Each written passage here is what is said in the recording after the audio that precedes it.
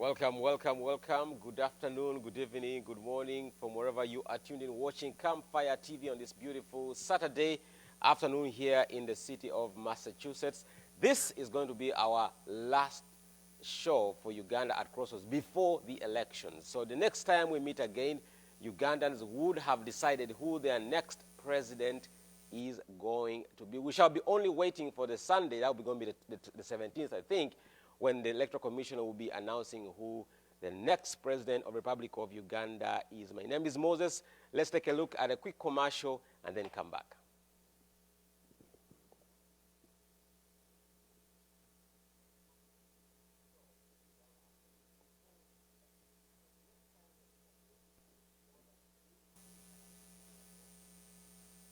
Our future deserves a people-centered government and leadership, equal access to education and health services, inclusive economic development, strategic and stable international relations, protection of our land. Our future deserves a national security. Our future deserves us. You and I have a responsibility to protect and secure our future. Our future deserves Kyagulanyi Ssentamu Robert, our generational leader. Vote Kyagulanyi Ssentamu Robert as your president. Vote the umbrella for a new Uganda. All right. We hope that you are once again tuned in watching. Share the page with your friends, with your loved ones. We are also on YouTube. If you go and search for Campfire TV, share this link and make it go viral wherever you are. Welcome once again. This is Uganda at Crossroads, and I've said today is going to be our last show before Uganda goes into its elections. We are counting down now to the next 5 days for the most awaited and highly anticipated election of our time. Could this be the time for change in Uganda? With me in the studios today is Sarah Joy and Mr. Kapalaga Baby. They're going to introduce themselves as we discuss and touch the grim reality facing Uganda. Tonight's going to be different. We're going to look at the aftermath of the election, what will happen. So much has been going on in the build-up to this election, so it's going to be interesting to look at all the incidents that have been happening in the country, but also what is going to be happening starting on Monday until the day of the 14th. Remember, as I said, pray for your country, pray for our country that we shall have a peaceful, free, and fair election that will bring up the joy and happiness that all Ugandans are waiting for. Sarah Joy, a very good afternoon to you, and welcome to the show. Thank you. And I'm glad you're here. And Kapala, Happy New Year to you. I haven't seen you since last year. Since last year. I hope you have something for us, for the new year. You normally give gifts, but we didn't hear from you. Maybe Kapalaga took it. Kapalaga, we are glad you're here, and greet our viewers, please. Thank you very much, comrade. Are you a comrade? Thank you very much, soon to be comrade Muchitare, comrades in Uganda and around the whole world. I greet you. My name is Michael Kakande, also known as Kapalaga Biebe. Yeah. Kapalaga, I'm happy to be here. You're very excited because we were talking earlier that you might be the next Mulu Katende representing Uganda in Washington. For some of you have been fighting as foot soldiers on the ground. Let me start with Sarah Joy. Sarah Joy, a lot has been happening in the country. Let's bring it to speed with this week alone. I have a couple issues, but let me start from this week. We had 129 police reshuffles that took place that were announced on Friday, and this happens a week to the elections. What does that ring into your head? One, President Museveni is scared. We all know that. And some of these reshuffles are happening to send a message to the public or to scare people who are going out into the voting. You've seen the deployment. the deployment has been heavy. So when Bobiwine went to Kalangala, an area that was not even designated by the Electoral Commission among the areas where he's not supposed to campaign, they sealed off Kalangala. And they heard again he was going back again. They were again in Kalangala. You know, they were just disappointed that he did not show up. So I think one of the things we must understand, Uganda is a military regime, and now the dictator is doing everything to send a signal and a message to the people, because as an individual, does he rule the country by the constitution? Definitely no. What does he use to rule and run Uganda? He uses the gun. So as any dictator in the world, that is bound to happen. So it's not something, but this is not the first time he has deployed. Reshuffles has been happening, and is it for any good? Basically, this is happening because of the election that is coming up. We know very well that President Museveni cannot even get 10% or 20% of the vote. Majority of the people who are going to go, and majority of the voters are young people who are dissatisfied with the leadership of President Museveni. They've never seen any other president.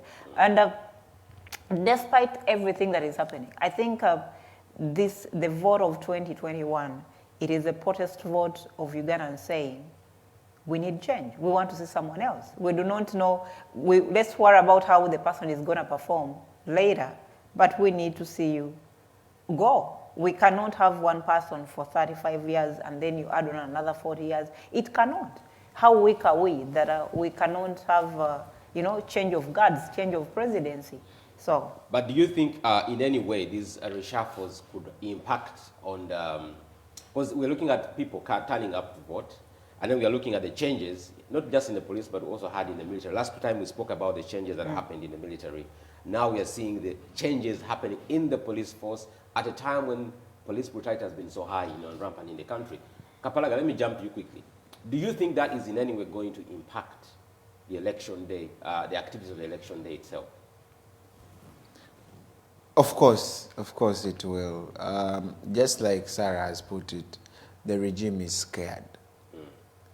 And just like any outgoing regime of dictatorship regime, they tend to get so scared that they can do unruly actions that you would probably sit down and when you think about it, you're like, why would someone do something like this? I think you've seen a video of President Museveni making rounds, telling us that he has actually brought the army that was fighting Al-Shabaab to the capital. And I want to remind you that the people living in capital are not Al-Shabaab. They are the common people that sell gonja on the roads. They are the common border riders. But the president of the country is so proud that he's bringing soldiers who have fought Al-Shabaab in a democratic process that is happening. And if again you've followed whatever has happened, I believe you've not had any positive message from our government, from the president, from the CDF, from the IGP, from the Minister of Defense, from the Minister of Internal Affairs, from every message has been. I was watching IGP Ochola, and he said, if you feel you want to disorganize, literally, that is what he was saying.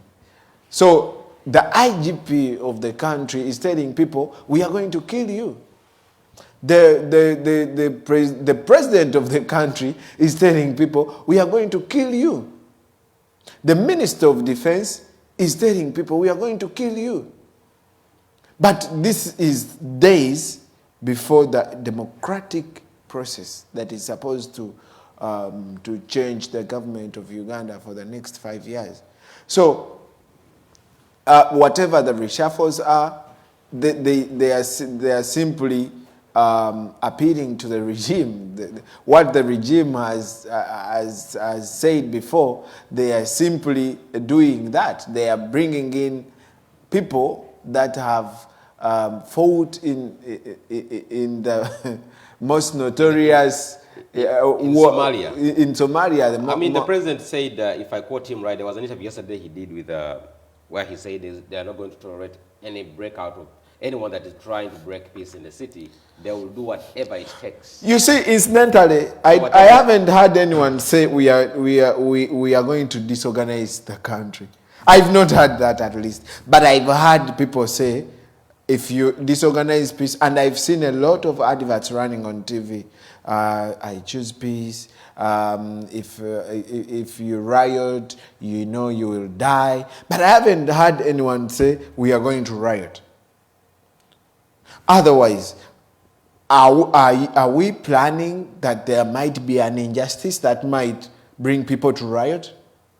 Because, like they say, there is no peace without justice. So unless if the government is preparing us for an injustice, that will probably spark people to protest, and then it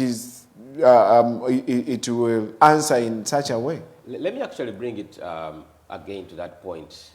I was checking on to President Museveni's records right from 1986, building up his election. One of the strongest points that he has made time and again, though we choose to disregard it, is the fact that he says, I am a revolutionary, and a mere ballot paper cannot take me out of power. We are going into this election knowing that there are two results. There is a winner and a loser, okay? And I'm going to ask you both, gentlemen and lady, what happens if Museveni still does whatever he does and wins this election? Sarah Joy, I'll start with you. You say, what do you mean by saying what if he comes back? What do you mean? Wins this election? What happens to Nup? No, are you saying, because when you're saying, what happens if Museveni does what he does? Yes. What are you trying to mean? No, I mean, he has said a mere ballot paper cannot. So, in other words, you're saying that what happens if Museveni rigs the election and comes back? Either way, if rigs or is no, because if you say a mere ballot box cannot take me out, what is the other way out? That's not my word, that's him, I'm quoting him. No, if he quotes that, basically he's meaning. Because we are going into this election, but that is at the back of my mind. That someone has said. In other words, he's meaning a mere ballot paper if you say if a mere ballot paper cannot take you out of power, then for starters, why do you even waste time and organize an election where you know very well you're not going to concede if you lose?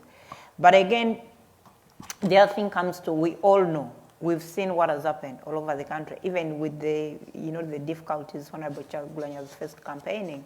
We all know that President Museveni is not going to win this election outrightly. The only way Museveni can cling into power is by rigging. And we know he's been rigging for the last 3-4 elections. And that's the only way he has been able to come back to power. But, and again, so much has happened. Because at this point in time, we are looking at Byabakama to see what is Byabakama seriously going to do. Because when we look at what has happened, the violence, the police brutality, that has happened during this election, it should be nulled. It should be nulled because we have seen so many dead bodies drop in this campaign, more than any other campaign that has ever been there. You've seen the force, you've seen the police and the army that are meant to be non-partisan, being partisan. They've literally been involved in campaigning for President Museveni. We've seen them protecting people on the other side. We've seen the team of President Museveni, they've been doing processions, and the police is right there to protect them. And the president said he cannot be blamed for the lives that were lost. I saw that in the interview. No, but they were not, these people. He said that it was the other person should be taking the blame because... No, who takes the blame? Because who was shooting? These people did not just... They were not murdered by, they were not beaten to death, they were not stoned to death. The police, and some of the people were just going about their businesses, went stray bullets, because these guys were shooting randomly. They had no direction of who to shoot. They were just shooting, killing whoever the bullet would grab. So at the end of the day, when you look at what has been happening in this campaign, you've had the army, the police being partisan. You've clearly seen they've protected or they've been involved in processions of President Museveni and the people campaigning for them. They've been part of it. On this other side, you've seen how many times Bobiwine has been shot at? Maybe about 3-4 times. 4 times they've shot at his, and right now we have most of the guys in his campaign team. You've seen they are charging them with owning ammunition and guns.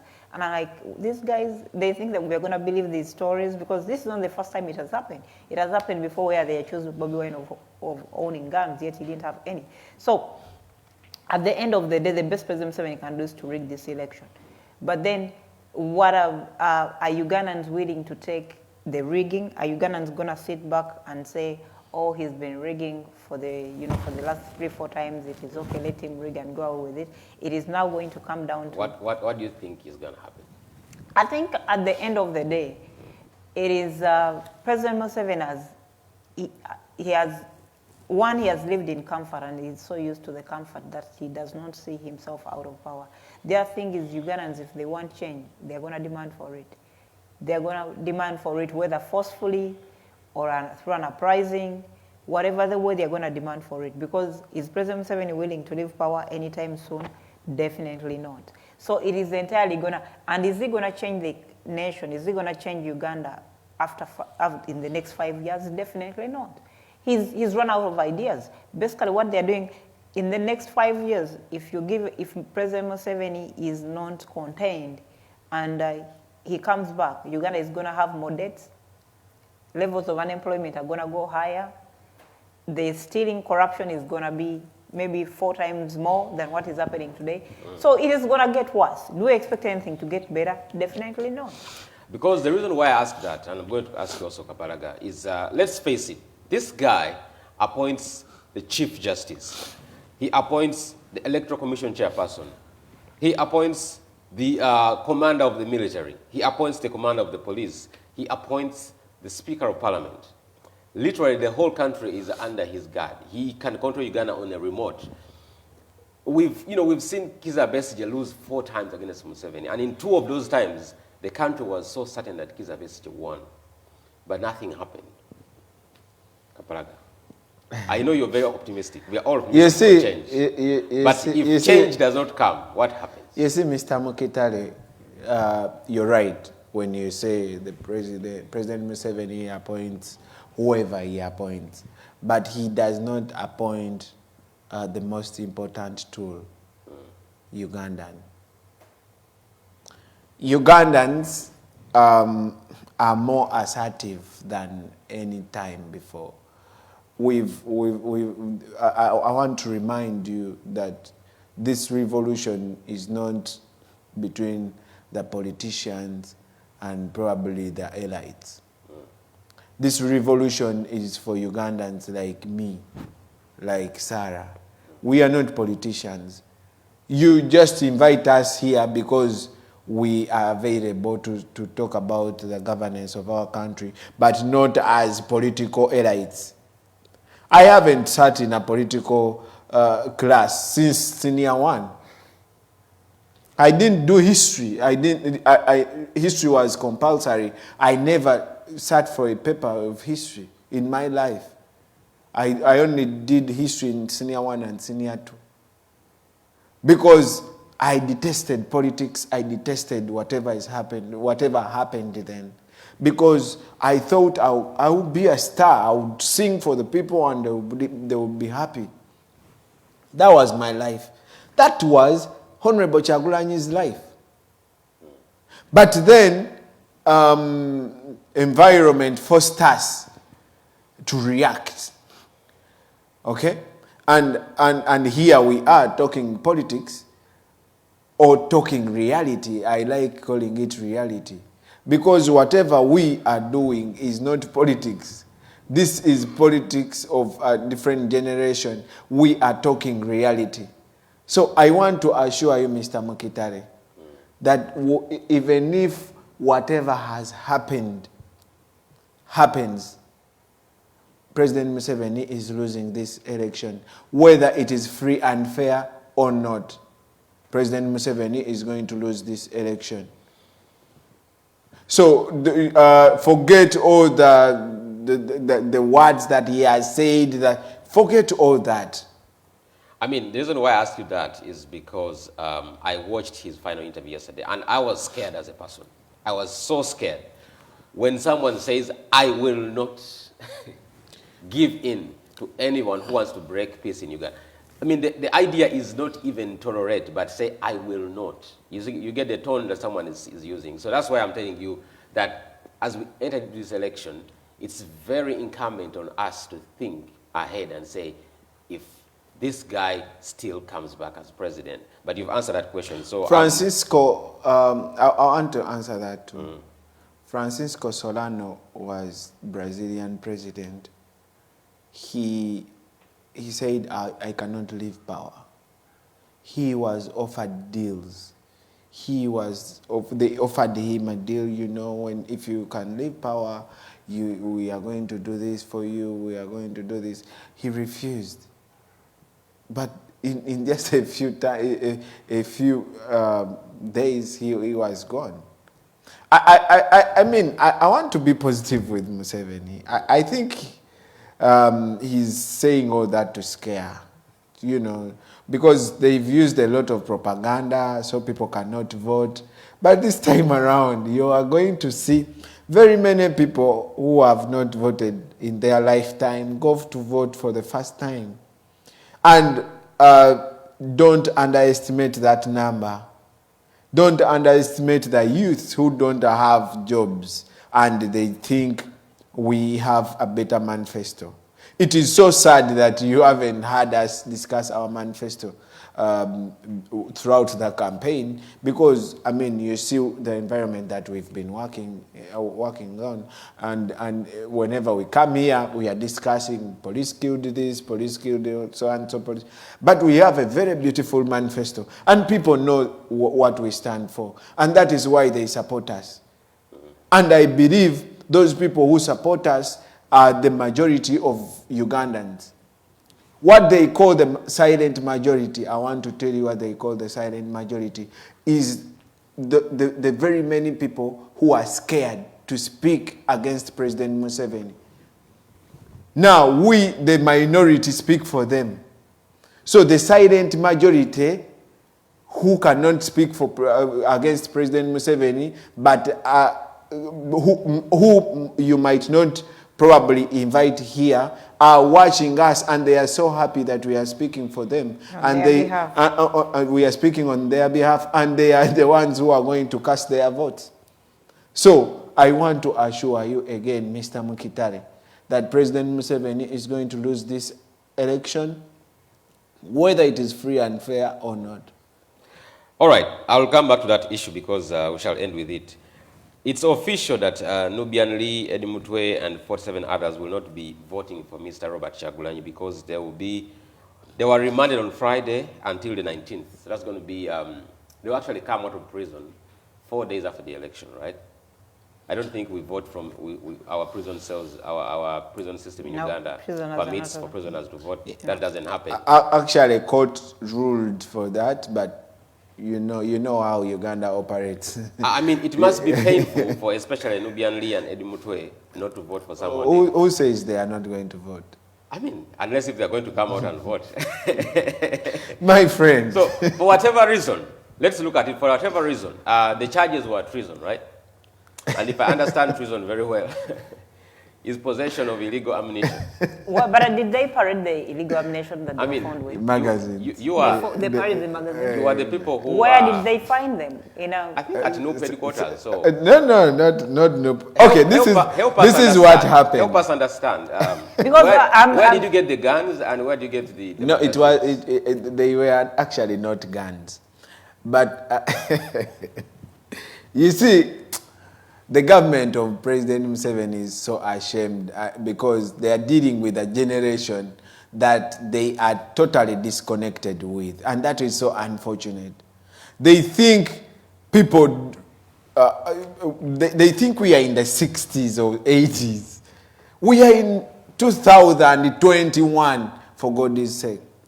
So they arrested these people, okay? From Kalangala. And they arrested the key people of Honorable Robert Kyagulanyi. the key team that he moves with. Because when they tried to arrest Honorable Chagulanyi, I don't have to tell you what happened. So they thought probably to weaken him, they have to take away his team, okay? And that is impunity, and unfortunately the Electoral Commission has said nothing about that. And so they arrest more than 120 people, and we go to court, and the court gives them bail. So as they are coming to court to be released, one of the bus is diverted to, we didn't know anywhere. We just saw that one of the bus wasn't coming to court. And eventually, we realized that it had actually been diverted to the army headquarters or somewhere. Yeah, because now it is and then they parade the people. They say they found a magazine in Kasubi, in one of the people that they arrested, that he took them to his place, and then they went, they searched for his house, searching for the magazine. They couldn't find it, and then police told him, okay, you come, you check in the Kasasiro. check there. Right. And then when he checked, he found the magazine. When the police was actually the one that was telling him, check there and find the magazine. That's weird. It's so awesome. I mean, it's weird that the government of Uganda behaves in such a manner. No, Charles, you know, it's an amateurish way of doing things. You know? Because because if they raided his home and they say they found him with guns, because I heard they didn't have, they need to give us that footage. And, you know, but it's the same thing they did to Honorable Chagulanyi. Exactly. The next day they had, there were so many guns of what they claim they found in Honorable Chagulanyi's room. And up to now, you know, when the public said, you know what, those guns don't belong to Honorable Chagulanyi, you staged them, they disappeared. Up to now, we do not know what happened. But this was staged. This was staged. These are guys, these are guys you found in Kalangala, and all of a sudden, some belong to police. I think what they're trying to do, I think someone told them, arresting Chagulanyi is a problem. It causes both local and international media, and you don't want that on yourself. Then what do they choose to do? Is try to isolate him by starting to arrest people around him. When he was in the east, there's a team that was with him. They arrested that entire team again. So what they are trying to do, they think they can weaken him by arresting everyone around him, you know, all his friends and all that. But I think at this stage where Honorable Chagulanyi is, he has already given in his life already. I don't think there's anything President Museveni is going to do that is going to weaken him. I think the last thing that would really have a pinch on him and really get on his nerves would be his kids. But he was wise enough to take them away. His wife is around.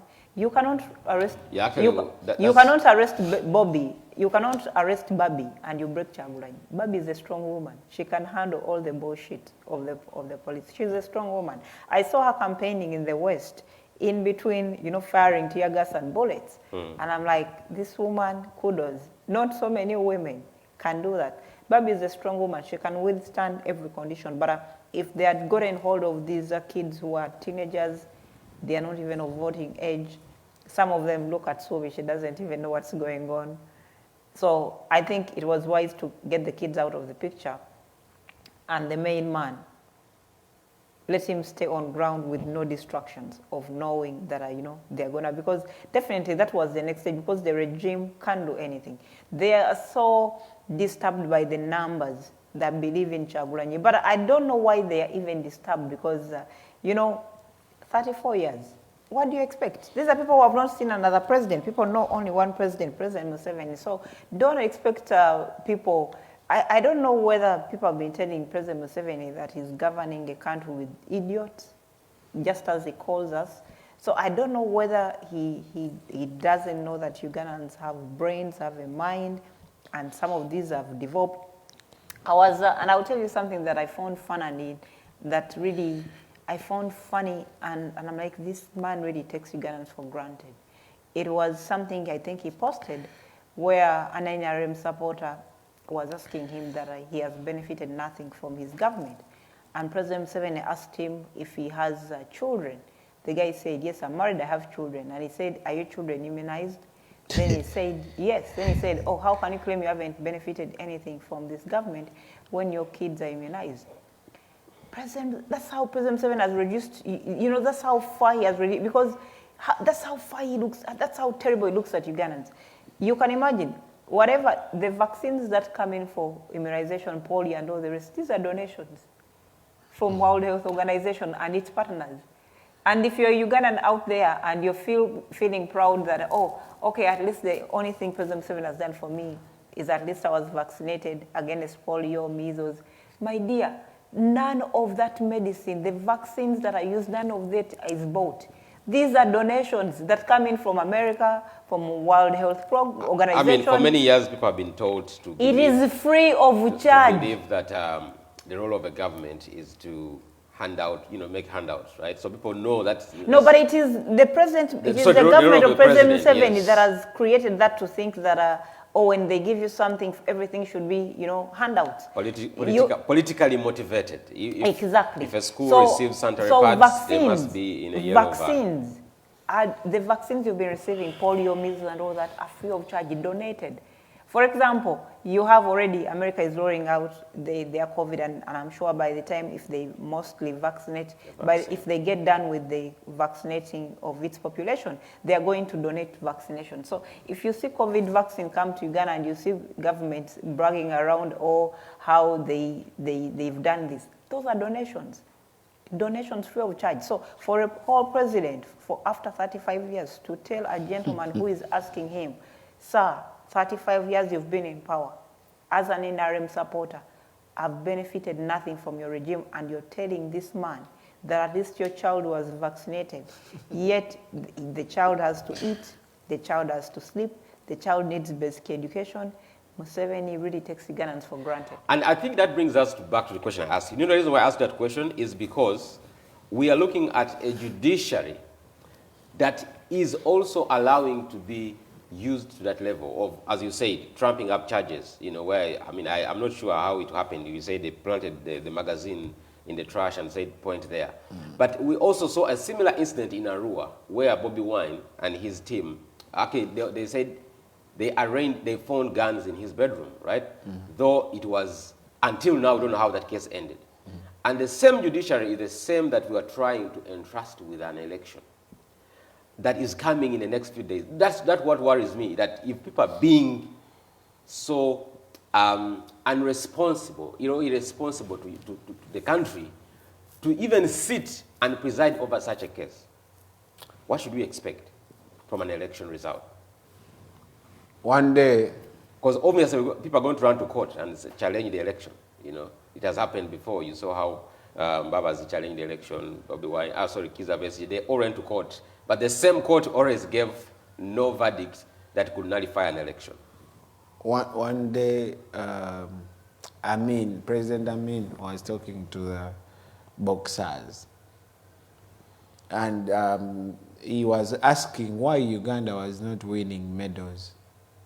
And they told him, you see, Mr. President, when we go there, these referees are whites, so the results cannot be as expected because they will always cheat. And President Museveni, President Amin told them, so why, if you go to the ring, just give that guy, how is that punch called? A knockout. A knockout. Give him a knockout. So, and let's see how a referee will say that, you see, even if you gave this person a knockout, he's still the winner. Mr. Mukitale, this is a revolution. This is again. This is between the haves and the have-nots. And if when you look at Uganda, the have-nots make a percentage of over 90%. These are the people who are going to vote for Honorable Robert Kyagulanyi Ssentamu.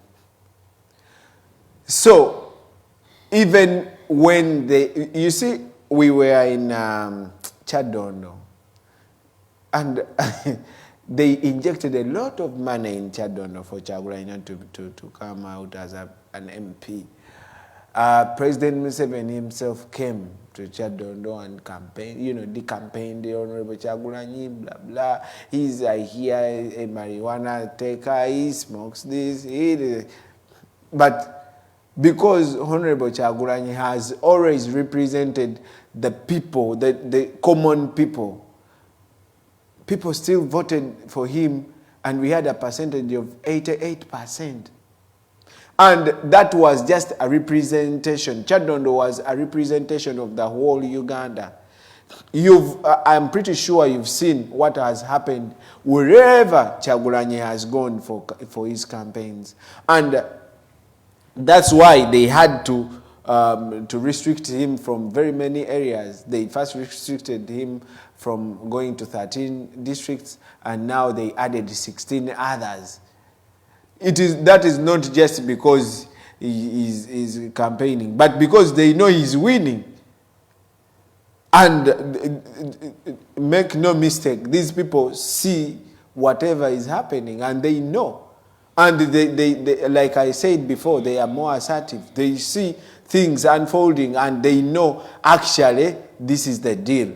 And I want to make sure that I tell you again, Mr. Mokitale, that Honorable Kyagulanyi Robert Ssentamu is going to win this election, regardless of what President Museveni wants.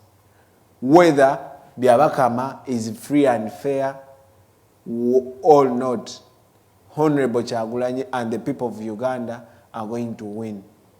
Let's talk back on an issue she talked about. I wanted to discuss it further. The incident where we saw Bobiwine, being forced to evacuate his family from Uganda. Do you guys think, now that they have taken all Bobiwine's personal or close allies, was also Chuma Chayes taken? I don't know. Who? Chuma Chayes and all the other guys. Yeah, he's among them. So I want to imagine that right now, Bobiwine has been having his inner circle of friends that he's walking with in his cars and around him. Do you feel that his life now could be at risk? Is his life in danger at all? And looking at the evacuation of his children, some people are saying, oh, people's children are dying, he's evacuating his family, so much stuff going on. Do you think his life is personally now in danger?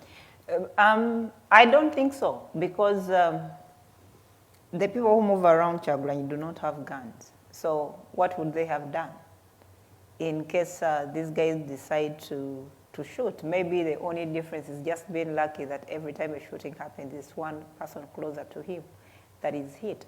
So I don't think, I think President Museveni knows the impact of harming Honorable Kyagulanyi right now. Just imagine if, and I'm just saying if, the tear gas canister they threw at him that landed on Ashraf, landed on Honorable Kyagulanyi. It's Honorable Kyagulanyi who is in the ICU right now or in the hospital for 2 weeks. I'm telling you, they know the risk. They just arrested him just for a day, and they saw what happened. They know the risk of touching Honorable Kyagulanyi, and not only at home, but they get also pressure from the international community. So the pressure, he knows very well. And I'm so kudos to the team of Honorable Kyagulanyi in the diaspora that has been working so hard to highlight some of these atrocities. You've seen sanctions coming in. You've seen now international media and development partners are now being involved. You've seen congressmen, senators tweeting about what is happening in Uganda because, sometimes people think, oh, they know, they don't. You just have to put it to their faces. And the team has done a good job on putting it in their faces so that they are interested. You've seen it has gone to the table of the senator or congressmen who are working on foreign affairs, and we believe by the coming of Biden, who is more interested in development partners and working on the foreign policy, he would be interested. I saw the team the other time, they were in Delaware, where Biden resides, and they were doing their peaceful demonstration there, and I know they put up, maybe they came up with maybe a letter or something and handed over to the office of President-elect Joe Biden. So you need a lot of people in this, because dictators, the way, we've seen dictators in Africa, the way they cement themselves. Right now, we know very well, it is now, he has engraved on the military and the police, and it is entirely working for him. Though I'm still disappointed in those guys, because the person they're working for is not working for them. Look at the way the police are paid. Look at the way the army are paid. If they were really, if they were working together, he would be these guys would be having a comfortable life. He would be paying them better. But they're working for him is not working for them. So, but I think the isolation was meant to make him lonely, weaken him, see him, Yeah, because that's what I wanted to psychologically, when they take away your inner circle of friends that really speak life into you, that encourage you. But he has the rest. Bobiwine has more. The problem is Bobiwine has more than just the circle of friends you see around him. Bobiwine has friends all over the world. Kapalaga is his friend, I'm his friend. You're not going to be in his car. No, you have... Nubian has been in his car for all this time.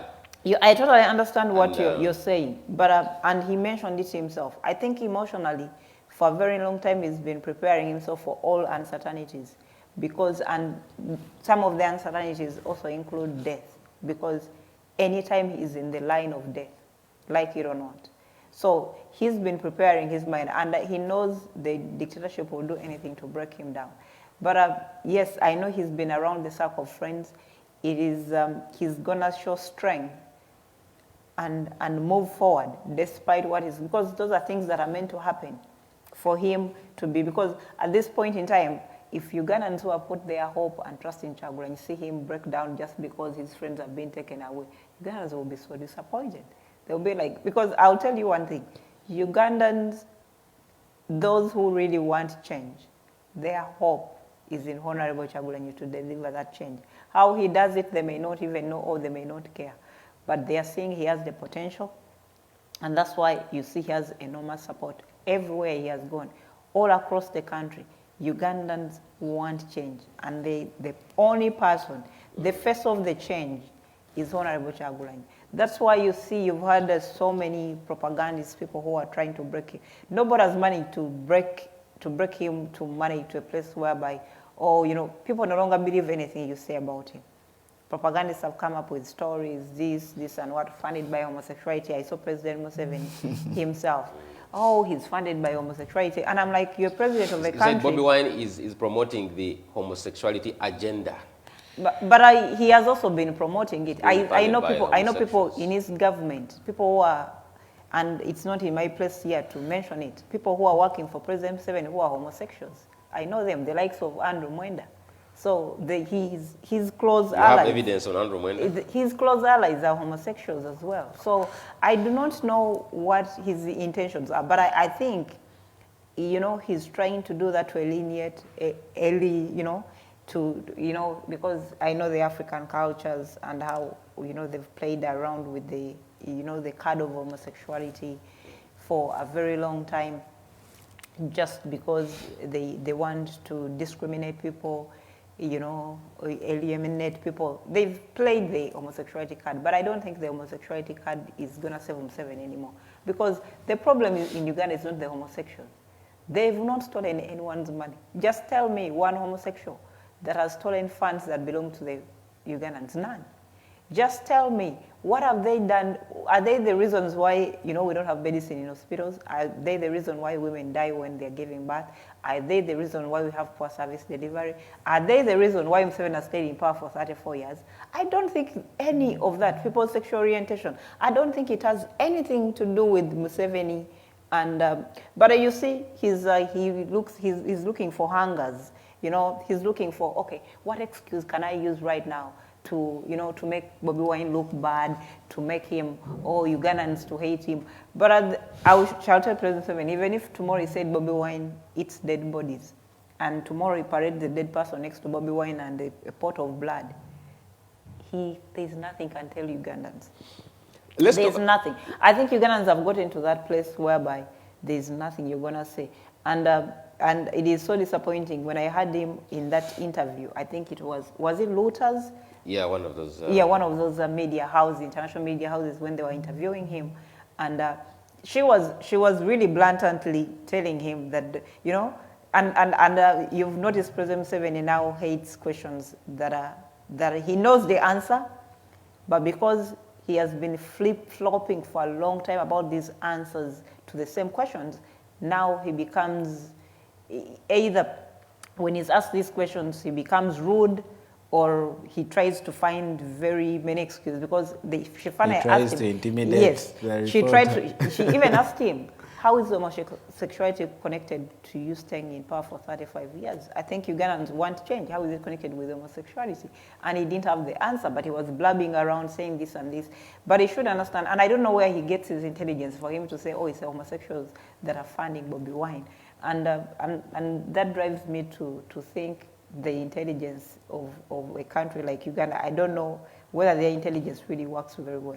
And I'll say it, and I'll say it again here.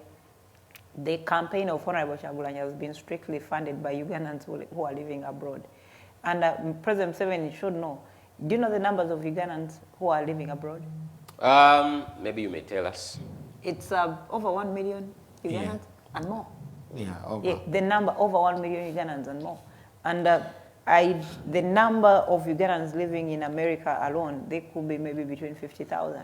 You have Canada, you have all these countries. And I'm telling you, unless you're not in your sane mind, you cannot live in countries where you see services being delivered, where you pay your taxes and you see your taxes being transited back into services given back to you. You are not going to live in a country where we've just had an election in America where President Trump, however much he felt it was good enough, the people of America spoke and said, my dear, you are good enough to yourself, to us you're not. He's out, another president is coming in. Uganda, you cannot have, when you see the presidents that have gone through America for the last 8 years, for the last 35 years, over 7 presidents, and you have one person who is stuck there. And so there is nothing really he's going to explain about his overstaying in power. I heard his excuses, me being in power for 35 years is not the issue so long as you're voted in. But how are you voted in? You changed the constitution. You went, for you to be able even to stay in power, you went and changed the constitution of Uganda. So he has done a lot of illegal things, even to our own constitution. For you, he has changed the constitution in his favor, not once, not twice. So for him to say, I'm voted in, it is not bad to stay in power for a long time so long as you're voted in. But you really, really brutalized our constitution to favor you as an individual, as one person. That's why I keep saying President Museveni is the most selfish human being. He's a narcissist, he's selfish, he only thinks about himself and a few people who eat from his hands.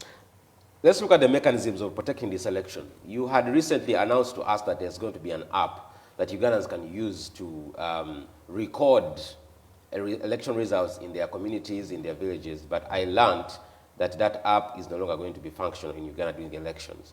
Can you bring us to speed with the app that you had suggested that people can use? And what other mechanisms now will you have to make sure that you at least have record of the results as they come in from each tallying center, from each polling station? You see, in democratic process, a candidate should only have a polling agent for records, but not to guard the vote. That's in a democracy. Because literally, there should not be any malfunction when it comes to elections. It should be free and fair, and there should not be cheating. But now, given that we are working in an environment like Uganda, where the government will tell you that hey, you're saying the NRM cheats, but you don't have polling agents in some polling stations. Is that a leeway for you to cheat because we don't have polling agents? No, that should not be. It shouldn't be like that. So, being a Kyagulanyi generation like we are, Ugandans developed an app called YouVote, and it was in the Play Store, I think yesterday but one. And people have to use that. We want to make sure every Ugandan, because like I say, this revolution is not about Sarah or Kaparaga or Kyagulanyi. It is about Ugandans. So we want to make sure that every Ugandan takes it upon himself to guard his vote and make sure he relays the results as they come from his polling station. We are definitely having polling agents, but we still, because polling agents can be bought. Polling agents can be arrested. You know how the government works. So we want to make sure that this time everyone is involved. So that's why we came up with that application. And the application, of course, like we... You see, the government of Uganda is so predictable. So predictable. So, like we predicted, they banned the application, and I think they switched off the Google Play for some time, so people cannot be able to download. I mean, if it is a free and fair election, why would you stop an application that the other party is developing to make sure they can count their votes? But then, again, being a Kyagulanyi generation, this app will be used and it will be there in the App Store, and Ugandans will use it. So you think it's going to be effective enough for people to to capture? So how does it work? How does someone use it? And so someone goes, of course it is not in the App Stores for now, because we are trying to change something so it can be able to appear, because it was banned by the government, but we want to make sure it is there. Now, when you download it, there is a register button that you'll have, and then you register, you fill in your name, where you're voting from, your district, and all that. Then you will receive a token. Because you're in Uganda, you'll get a message with a token, and then that token works like your password. Okay? So when you enter your number and that token, you'll be able to access the platform where which has all the polling stations. You can access that through your district, then your sub-county, then up to your polling station. And then it has all the 11 candidates. We want to make sure that people put all the results, not only Honorable Kyagulanyi's results, but all the results, President Museveni, Mugisha Muntu, Amuriat, Katumba, all the results at the polling station. Then after you put in those results, you will send. But then, if there is an incident, for example, they've arrested our polling agent, you have to record. There is an option. You can record the sound, the audio, using your phone, okay, and then upload that audio and send it to us. Or you can take pictures. You upload the pictures and send them to us.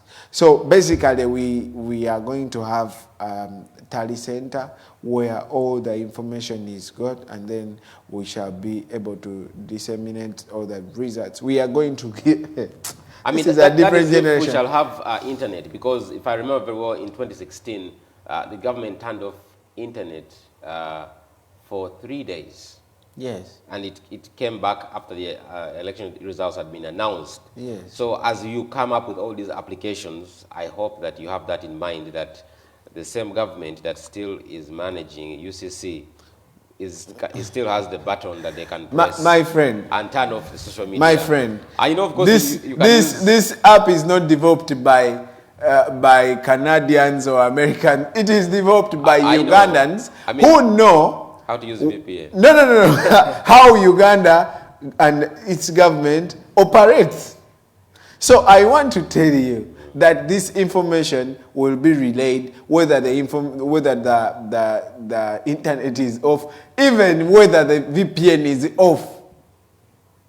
This information is going to be relayed using that app. I want to remind you that this is a different generation. And this generation is solving problems with generational solutions. Sarah Joy. But again, we encourage Ugandans. Do you think it will impact this election if the internet is turned off, like 2016? People downloaded VPN. That's why in the last days towards elections, we're encouraging Ugandans download VPN, because the dictator is scared.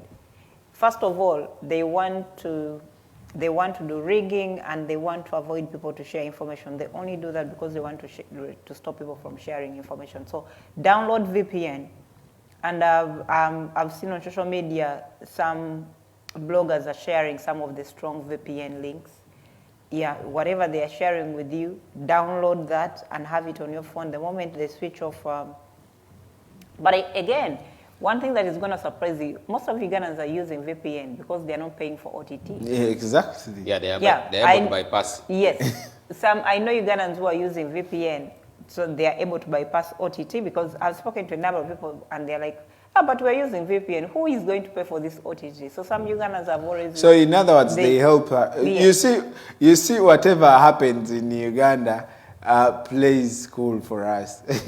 When they put OTT, people will download VPN, and that VPN will be able to be used during elections. Yeah, so some of the people have been well acquainted with VPN because they're not paying OTT. They said no to this tax, and they're using VPN. So we encourage every other Ugandan who has a smartphone and you haven't downloaded VPN. I think in these coming days, gearing up to the election, we're going to be sharing more the links of the good apps with VPN you can use, you can download, and maybe follow the link, download it, have it on your phone. Because for us who live outside Uganda, we are not affected. Our phones will be working, but we need you who is there to share information with that. Even if you just record a video, you may need VPN to throw it on my WhatsApp, and from my WhatsApp I can share it with the rest of the world. So yeah, download VPN, have it, and it's a smart generation. We will do anything. I think I'm telling from the interviews I had President Museveni do today, when I heard him speak, he has zero intelligence. He doesn't know what he's talking about. He's blabbering about. He says, I didn't know a president with the full CMI, CID would be going around with rumors and propaganda instead of having facts. He would be having facts. They asked him Bobiwine is being funded by foreigners. Who are the foreigners? She was direct with him. Who are the foreigners? He cannot even mention any. Or Europeans, he cannot even mention any because he doesn't have the facts. So I think Sarah Joyce are the Europeans. I think we don't want him to waste so much of our time. I think right now we should focus on what we need to do to secure the election and forget about President Museveni. The future. Yes. Kapalaga, before we leave, how is it going with your fundraising? Are you guys stable now? You don't need any more money? No, you see... And when are you closing the fundraising itself? Like President Museveni said, our votes, our election, or our campaigns are funded by the Western world. And the Western world that he means is us, Ugandans living in the diaspora. Tomorrow, we have a grand final fundraiser, and it is going to be a marathon. Oh, where? So, different chapters. You know, we have over 40 different chapters all over the world. And these are the people who have been fundraising for the campaigns of Honorable Kyagulanyi. So when I look at President Museveni saying, you see, Kyagulanyi is funded, I just laugh because I know what Kyagulanyi goes through to make sure those campaigns can stand.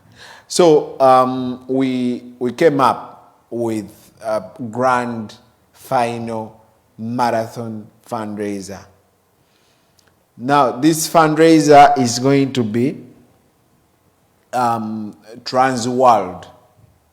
Like everyone in the world has to be part of it or wants to be part of it, because it's literally the last day, and we need money to gather our vote. We need money for the polling agents. For example, if we have 2 polling agents on each polling station, that would literally mean, even if you're giving them 10,000 each, that is inclusive of transport and food, which is very little money. It will be like over 700 million. So we want money, and that's why we are coming up with this fundraiser. So this is going to be one fundraiser running for over 12 hours. It will start with, we have different chapters coming in depending on their time zone. So we shall start with Australia, and Australia will give the, you know Relay? You know how Relay is in a marathon. You pass the stick to another person. So that's how we are going to do this. Australia will give the stick to Africa, and Africa and UAE have pretty the same time. So Australia will be coming in at 8 p.m. of their time. That's a little, I guess it's around 12 p.m. Ugandan time. So that's when the fundraiser starts. Then it goes until around 6 p.m. Ugandan time, and the African fundraiser starts. And Africa is together with Middle East. And then we have, I want to be sure. And as you go into that, Sarah Jo, you'll also tell us as we end. Someone was saying here that they thought Bebe Cool had bought you off. Me? I didn't know that you and Bebe Cool are... Me? It was a post I saw here. Bebe Cool is broke. Does he have money to buy off anyone? That they thought you had begun speaking Rudisha. I saw it. No, because they haven't seen me on the show.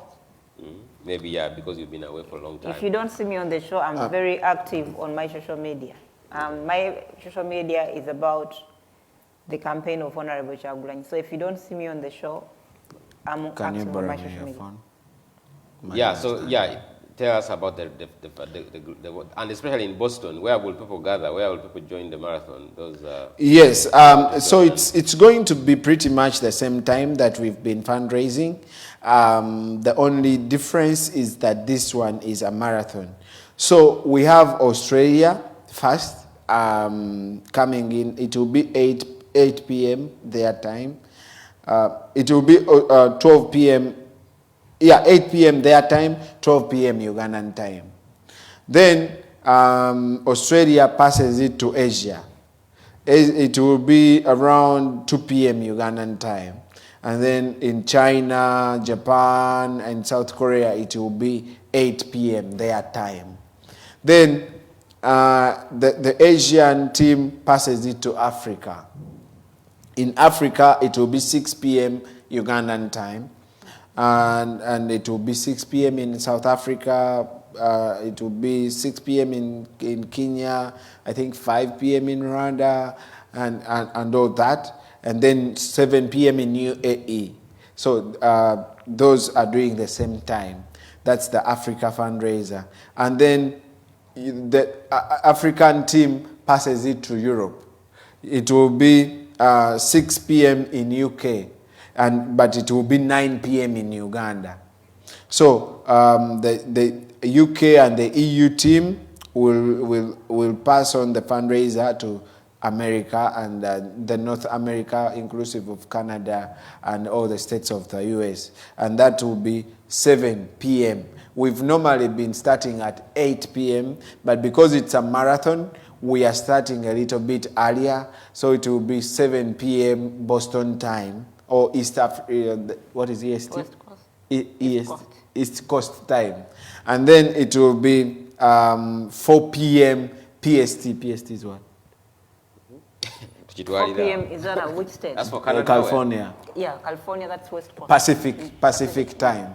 So that's pretty much around 2 a.m. in Uganda on Monday. In Uganda it will be Monday, but it will be Sunday here.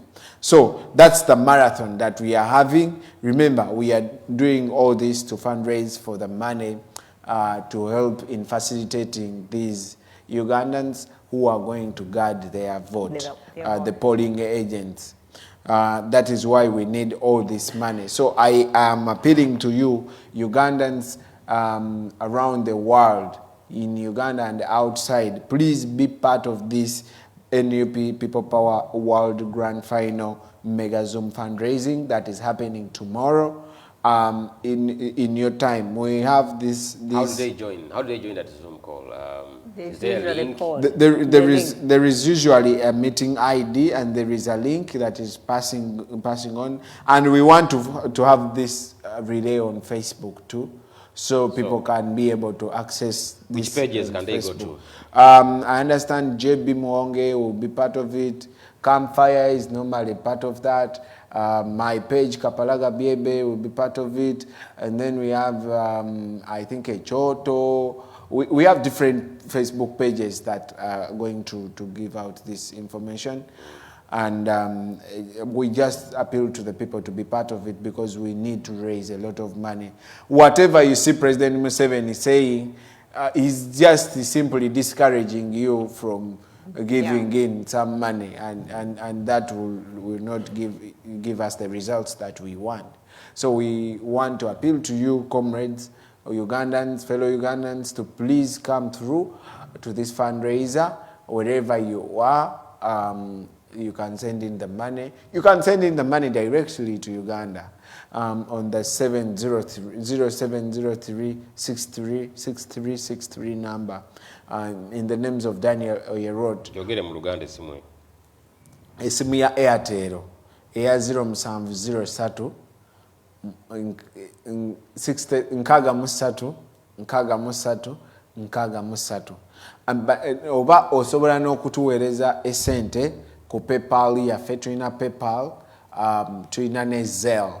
Enamba eyo eri ya America eri +1 857 2313 739 +1 857 23. No. Sorry, I'm giving you a wrong number. Sorry. And my phone died. As you find your number, as you find the number, you can give us your last remarks. Yes, my last remarks is Ugandans. We all see that the regime is panicking. They've brought in soldiers who are not Ugandans because they know Ugandans cannot kill fellow Ugandans. So they've deployed soldiers who are not Ugandans, but they are human beings. Which country is that? And they're getting them from Central Republic. But they are human beings. As long as you have evidence, because they might show up on your house and say proof. Yeah, that's public information. All right, yeah. So we want to remind you that it's only this time that it seems we can, each and everyone can really see the light at the end of the tunnel. So we want to go to that light that we can see. The passing through this tunnel is definitely not easy because there is darkness. But you know, the new Uganda that we kept on talking about is now over there, and we can see it. You can see it wherever you are. So this is the only opportunity that we have to unseat President Museveni and his government. And I appeal to you to come out in very big numbers, get your mask, get your national ID. If you got a voter's location slip, you can have it. If you don't have it, you will still vote. So get them out. Come out as early as 5 a.m. because that's when they bring the ballot boxes. You want to make sure the ballot boxes are not tampered with. So make sure you come out very early in the morning to witness the boxes being opened. And then go vote for your candidate. Don't put on red. Don't put on the party colors. But come out, go vote the umbrella. Vote the umbrella for Honorable Robert Chagulanyi. Vote the umbrella for wherever your constituency is. Vote for that MP that is representing the umbrella. If you don't have an MP in that area, it is okay. You can still vote for that person who is pro-change. So vote for them. Then social distance, sit over ewa. Only the results to be, you have to witness the counting of results. When you witness that, record that in the app. I assure you that app is going to be available very soon. Give it the name again is what? The app? You vote Uganda. Like you, the word you or the letter U? You, the letter U, then vote, then Uganda. Okay. It is going to be available in the Play Store again very soon, and you should be able to download it. So if you can't use it, feel free to contact us. Feel free to contact Kamocha. Feel free to inbox me. I have a page, Kaparaga Baby. I have my number. You can always inbox. It's not on, you don't call direct, but you can always send a WhatsApp. I have it here. It's 0774 97708 MTN. You can always send me a message if you get any probably problems in using the app. I will always be willing to help you. This is a revolution. This is a new Uganda we are bringing, and we only have 4 days to change Uganda, and we are going to change it for the better. Amen. Sarah, yes. Your final remarks as we go into this election.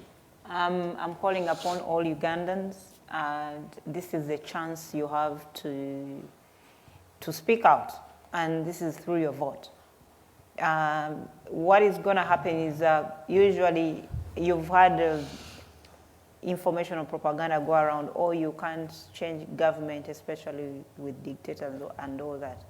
I think you have to come out and vote in huge numbers.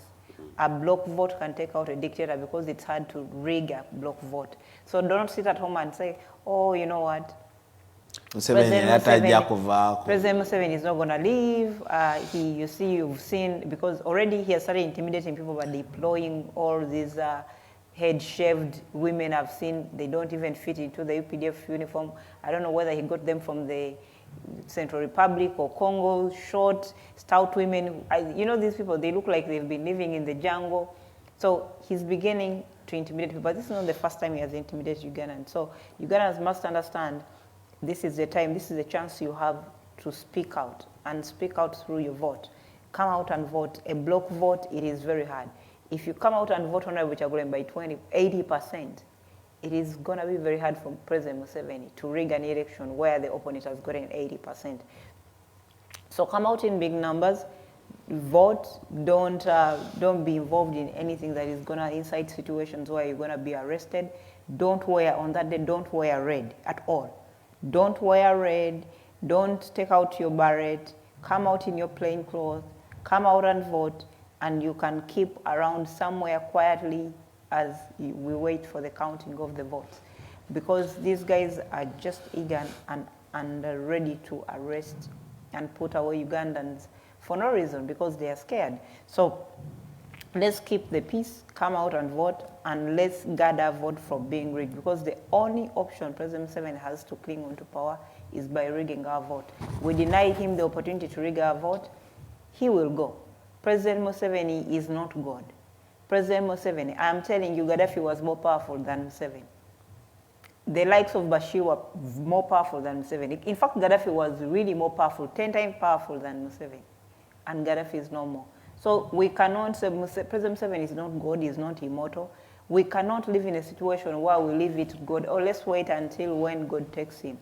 God is not taking this man. This man is 75, but he's still walking around like he's a 50-year-old. So, you know, we have to exercise that right of God, the right that was given to choose who we want to lead us and vote a leader we want into power, a leader who is going to serve Ugandans, and not a leader who is going to serve himself and his family. And just so to add, just a small thing to that, Yahya Jammeh ruled Malawi for 22 years.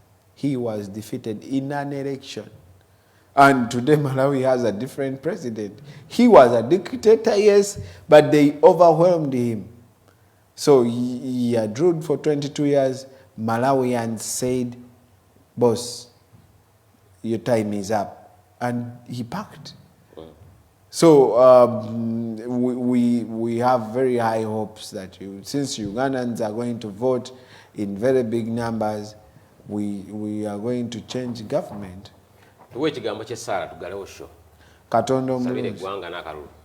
Katonda omulungi tukwebaza kulwakubanga otuwadde ekiseera ekirungi. Otuyisiza mwaka omukadde nga tuli balamu kubanga oteekeddeteekedde omwaka guno. Kati omwaka guno Uganda yonna amaaso gaayo, emyoyo gyayo giri eyo gy'oli olw'okubanga ebadde mu kunyigirizibwa okumala ekiseera kinene. Uganda eyo gy'olaba tekyusangako ku bukulembeze mu mirembe, ate Mukama okimanyi.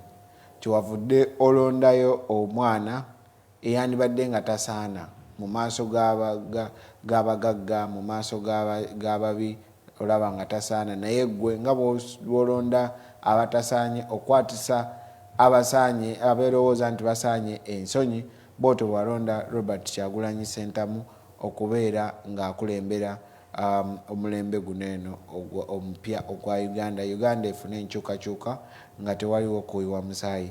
Kkiriza omukuume awamu ne abaana Uganda bonna abo bonna abateekerateekera Bannayuganda obubi, okubatta, ababeewerera Mukama, naawe oli mu ggulu tumanyi nti obalaba. Bannayuganda tebalina yadde ejjinja, tebalina yadde obusaale, tebalina yadde ki, naye bali balina emmundu ate babeewerera. Kakati gwe tumanyi nti nowooli ebyo byonna tebisoboka. Kale kkiriza olunaku lwokuna lufuuke olw'ebyafaayo mu ggwanga lya Uganda, eggwanga likyuke, tukyuse obukulembeze nga tewaliwo kuyiwa musaayi, tufune pulezidenti omupya, pulezidenti ategeera embeera egenda mu maaso, pulezidenti gwe tusobola okwogera naye n'atambulira mu mateeka nga constitution bwegamba, so si pulezidenti agenda okukyusa constitution etambule ye nga bw'ayagala. Katonda waffe tumanyi nga oli wamu ne Uganda, kyova olabanga ebyo byonna ebibaddewo bibadde osobodde okubituyisaamu. N'olunaku olw'okunakkiriza okwate ku Bannayuganda baveeyo mu bungi, bajje balonde omukulembeze oyo gwe wawandako edda eddusu, ajje afuuke pulezidenti waffe. Uganda etunyumire kubanga wagituwa nga eri so beautiful than any other country. So why can't we have a very good governance netweyagalira mu nsi yaffe? Tumanyi ng'ebyo byonna tugenda n'obikusaba nga byonna obimanyi era bigenda kujja olw'okubanga oyagala. Byonna tubikusabye linnya ly'omwana we omulokozi waffe Isa Masiya. Amen. Amina ssebo webale saala eyo. So I hope and pray that you too, wherever you are, you'll take some time this week and pray for the future of our country. Pray for our nation. We shall have a peaceful transition or a free and fair election, if I may not say it principle. But most importantly, a free and fair election, that all the judiciary, the police, and the military will be, accountable to the Ugandans. And the next time when we meet here, we'll have finished the elections, and we'll just be having one day to announce the results of the 2021 presidential elections. Thank you very much for being here and for watching with us. Stay blessed and pray and pray and pray for our country.